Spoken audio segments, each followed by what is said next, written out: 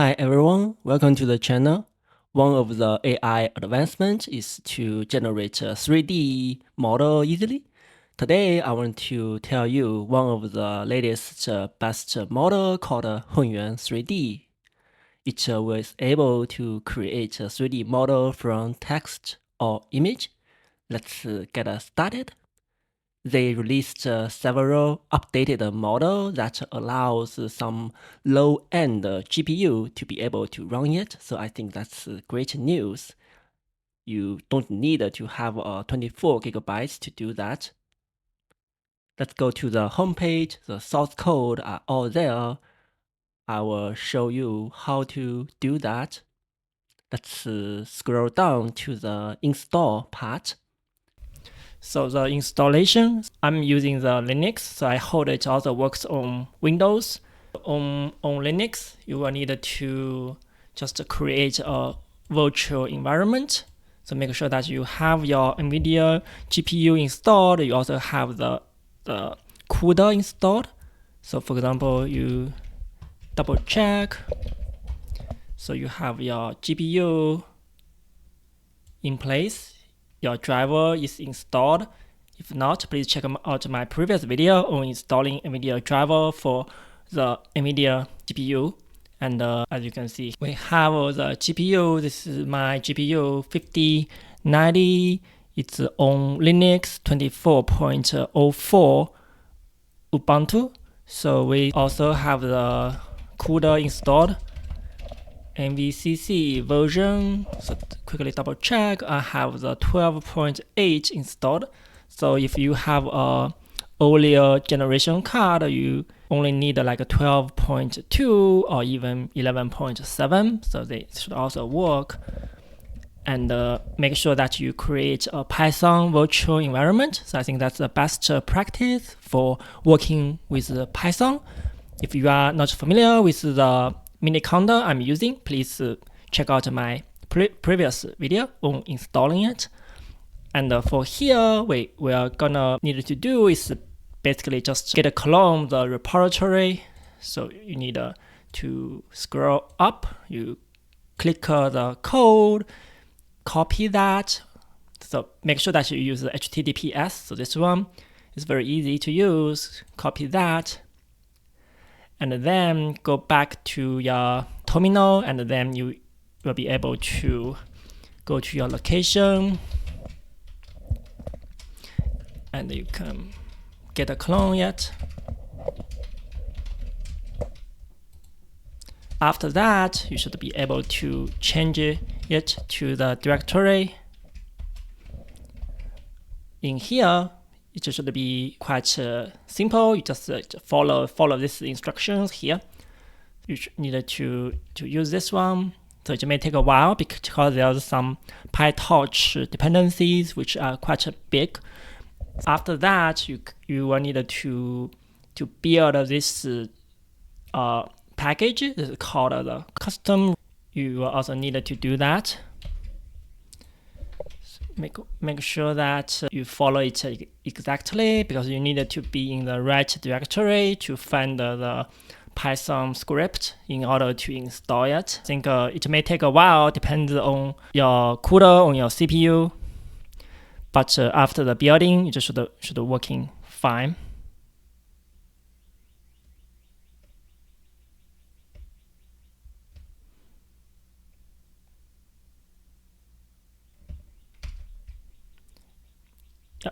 Alright, because I already have it installed, I will skip this part. The rest is similar. You also follow this.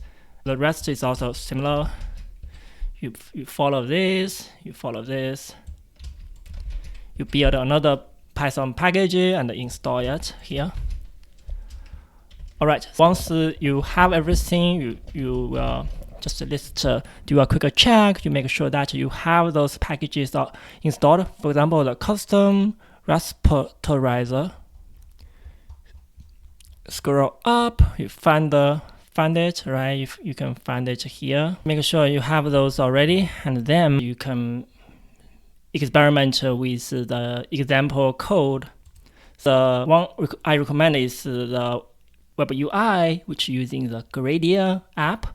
Here are some of the code you can try it with. I think this is the standard version. There is a turbo version. Turbo version is quicker, so you can. I suggest that you can start with this one. So this one is smaller, and it has like a low VRAM enabled. So I think this one should be quite good to start with, and make sure that you are in the right directory, in the root directory of the repo. Okay, so here, press enter. The first time you're running the script, it will need to download some of the models. For example, this one and this one, they will be downloading from the internet, from the Hugging Face, so it may take a while. I think it's quite big. It's about 30 to 40 gigabytes of disk space. Make sure that you have enough disk space to store them. I think once you run it, I think the next time you won't need to wait for it to be downloaded again. I think they will be saved to your. As we can see it here, I think it seems that we have been able to start the program without issues, without warnings. So it's loading the directory from my local disk. It showed me how everything working properly, and then I will be able to access the server using this URL. So let's go to it. Looks good. Yeah, I will show you how it performs here. Alright, so this one is the quick monitoring for the system. This is for the CPU, this is for the GPU. This is the GPU temperature thing. This one is the GPU power usage. This one is the VRAM usage. This one is the GPU utilization. Quite nice. Now we have it opened on our web browser. So here is some quick introduction of it. I think on the left, you can provide the image prompt or text prompt. And on the right side, there are some example that you can try it. So you can click this. There are basically some images input here. You can try lots of things. Like you can try animal. You can try the structures. You can try some human. Some yeah, I think there's a lot of things. Like seems interesting. And I think on the left side, you can see that there are like 2 steps. The first step is getting the shape. The shape is basically depend on what you are doing. So it will be without color. That's all just a shape. And then you can generate the texture shape. So this means that you can get the color like similar to what you provided in your input image. And we can see that it also shows me some options that you can experiment with. At the final step, I think you can also export everything. It will be in a GLB format. Okay, we should be able to get started, and then I will try several things. So this is a 2D car image, and let's press the gem shape. Yeah, I think very quick. I think it generated the shape, and then you can use your mouse to click and drag it. So it will show you what's left, on the right, on the top, on the bottom. Wow, that looks quite realistic. It's like a real 3D car, right? And there's a lot of details here, like the bumper here. Wow, that's looks amazing. And this is the wheels here. Okay, and I think the next step you're gonna want to do is to click the gem textured shape. So this one here. Press on that. So this one takes a little bit longer than the get shape. And we can look at our GPU monitoring here. So for the GPU, because this is a smaller model, it doesn't use lots of the VRAM, so I think that's a good thing. It's used around 9 gigabytes, 8 gigabytes, 99% utilization for the GPU. We see that we are able to generate it here. As you can see, I think it looks similar to what we provided in our input image, and we can similarly use the mouse to click and drag it to see how it looks like. Wow, I'm really impressed. What do you think? And we can also see that if you leave it alone, it will be rotating automatically. So I think that's also a beauty of it.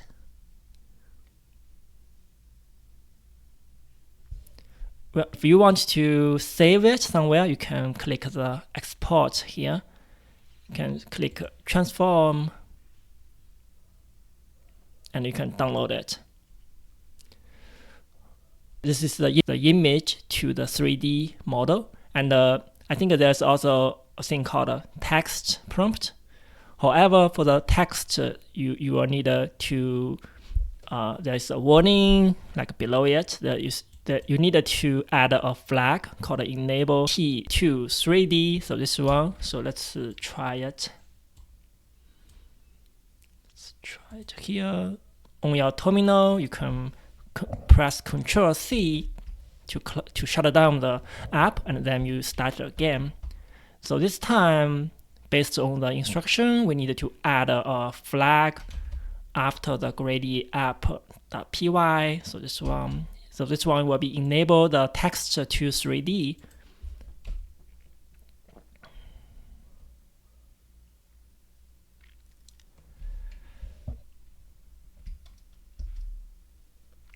So before we do that, I think the repository didn't mention it, but based on my experience, you may need to install the sentence piece. So this one is one of the missing packages you may need. If you got some error, I think it will tell you that you probably missing this package. So simply you can just install it. I can start with the previous command, so make sure that you have this enabled. Okay, and press enter. Okay, now we see that just successfully started the server. We can access it using the web browser here. Just refresh it. This time, because we enabled the text to 3D, so we can click the text prompt button here, and we can enter the text prompt. So here's some example: 3D model of a cute cat, white background. There's also some example on the right panel here. So we can use some of the example here and click gem shape button here, the first one here.